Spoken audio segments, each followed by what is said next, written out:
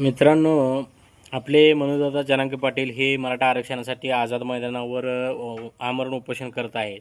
त्यांना पाठिंबा देण्यासाठी राज्यभरातून हजारो लाखो कार्यकर्ते मराठा समाज बांधव तिकडे जात आहेत. त्यांच्यात आता असंख्य अडचणी आहेत. मुंबईमध्ये असताना त्यांना जेवणाची अडचणी असू दे किंवा टॉयलेटची अवस्था किंवा पाण्याची भरपूर अडचणी आहेत. त्यांना मराठा बांधव सपोर्ट करत आहेत, इकडून पाठवत आहेत.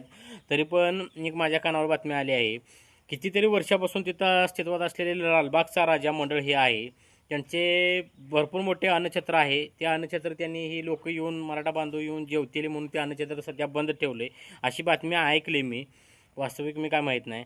पण करोडो रुपयांची देणगी ह्या मंडळाला मिळत असताना, करोड रुपयांचं सोनं दान मिळत असताना ही लोक ही अशी बंद करत असतील तर भयंकर परिस्थिती आहे. ही वेळ कोणावर येऊन किती हा संकुचितपणा आहे.